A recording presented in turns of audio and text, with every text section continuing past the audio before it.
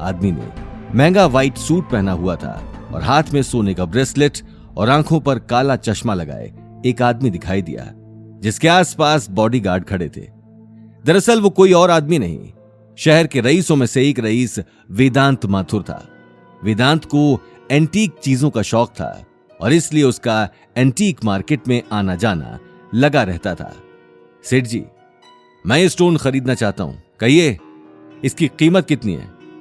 गौतम एक नजर में वेदांत को पहचान चुका था। वहीं वेदांत की बात सुनकर शॉप के मालिक को कुछ समझ नहीं आ रहा था। अरे हुकुम, थे तो काढ़ाने वाले थे और मने तो थाड़े वास्ते बढ़िया से बढ़िया चीजें अलग काढ़ रखी हैं। थे भी काई टूटे स्टोन मारे। मैंने कहा ना, मुझे यही स्टोन चाहिए, तो मतलब यही स्टोन चाहिए। ये लो पैसे। वो मुस्कुराकर बोला।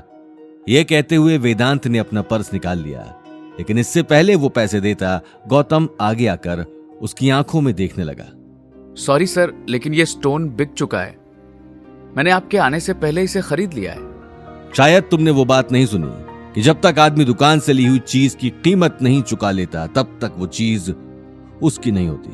और तुमने अभी तक इसके पैसे नहीं दिए, इसलिए इसे मैं खरीद रहा हूं। सेठ जी, कीमत बताइए स्टोन की।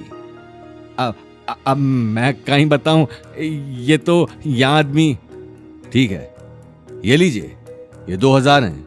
मुझे चेंज नहीं चाहिए, मुझे बस ये स्टोन चाहिए, वेदांत ने कड़क आवाज में कहा। यह बात कहते हुए वेदांत ने शॉप के मालिक की तरफ 2000 का नोट बढ़ा दिया। 2000 का नोट देखते ही शॉप के मालिक की आंखों में गहरी चमक आ गई। वो सोच भी नहीं सकता था कि उस स्टोन की कोई इतनी बड़ी कीमत चुकाने को तैयार हो जाएगा। शॉप ओनर अगले ही पल पैसे लेकर एक कोने में बैठ गया। गौतम ये देखकर हैरान रह गया। वहीं वेदांत ने मुस्कुराते हुए अपने गार्ड्स को इशारा कर दिया। बॉयज, स्टोन ले लो। सर, आप ये ठीक नहीं कर रहे हैं। मैं आपसे पहले ही इसे खरीद चुका हूं और आप मुझसे जबरदस्ती नहीं ले सकते। तुमने खरीदा है? सीरियसली? क्योंकि मैं यहां बहुत देर से खड़ा होकर तुम्हारी बार्गेनिंग देख रहा था। तुमने तो अभी तक इसके पैसे भी नहीं चुकाए, तो फिर ये तुम्हारा कैसे हो सकता है? शॉप का माहौल गर्म हो चुका था। गौतम और वेदांत में से कोई पीछे हटने को तैयार नहीं था।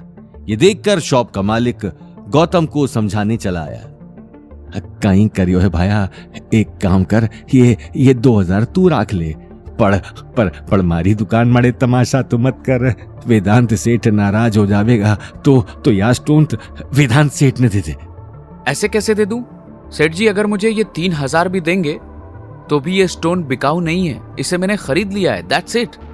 गौतम ने एक झटके में मना कर दिया, लेकिन 3000 की बात सुनते ही अनिल खुशी के मारे खड़ा होकर आगे आ गया। वहीं देखते ही देखते शॉप के चारों तरफ लोगों की भीड़ जमा हो चुकी थी। शॉप का मालिक आसपास खड़े लोगों को देखकर अपने सिर से पसीना साफ करने लगा। मारो काम थणे समझाना छू, आगे थारी मर्जी भाया। ये बात कहते हुए शॉप का मालिक अंदर जाकर बैठ गया। वहीं वेदांत अब तक गौतम की आंखों में देख रहा था। ये स्टोन तो तुम्हें देना ही पड़ेगा, अब चाहे तुम्हारी मर्जी हो या फिर नहीं, क्योंकि वेदांत को जो चीज एक बार पसंद आ जाती है, फिर वो चीज या तो उसकी होती है या फिर किसी की नहीं। मैं ये स्टोन नहीं देने वाला, चाहे फिर तुम कुछ भी कर लो, वेदांत फिर बोला। यह बात सुनते ही वेदांत ने अपने बॉडीगार्ड को इशारा कर दिया। बॉडीगार्ड ने इशारा देखते ही गौतम के चेहरे पर एक जोरदार घूंसा मार दिया। घूंसा इतनी तेज था कि गौतम को कुछ वक्त के लिए होश नहीं था। गौतम को जमीन पर देखते ही अनिल घबराहट के मारे अपने आसपास देखने लगा। उसके सामने लंबे चौड़े बॉडीगार्ड खड़े थे, जिनकी आंखों में गुस्सा साफ दिखाई दे रहा था। मैं आखिरी बार समझा रहा हूं, मेरी बात मान जाओ, क्योंकि जो चीज वेदांत माथुर को पसंद आ जाती है, उसके लिए वो कुछ भी कर जाता है। मैं भी आपको आखिरी बार समझा रहा हूं, इस तरह से गुंडागर्दी करने से कोई फायदा नहीं है। आपके मार्केट में अच्छा नाम है। सोचिए, इतने छोटे से मार्केट में किसी मामूली आदमी के साथ लड़ने पर लोग आपके बारे में क्या सोचेंगे? ये बात कहते हुए गौतम उठकर अपने कपड़े ठीक करने लगा। ये कहना गलत नहीं होगा कि उस बॉडीगार्ड के पंच का गौतम पर कोई असर नहीं हुआ था, लेकिन गौतम की बात सुनकर वेदांत की आंखें गुस्से में लाल हो चुकी थीं। आगे की कहानी जानने के लिए देखिए अगला एपिसोड सिर्फ पॉकेट एफएम के यूट्यूब चैनल पर और रॉयल वारिस के सारे एपिसोड्स को सुनने के लिए डिस्क्रिप्शन में दी लिंक से डाउनलोड करें पॉकेट एफएम ऐप।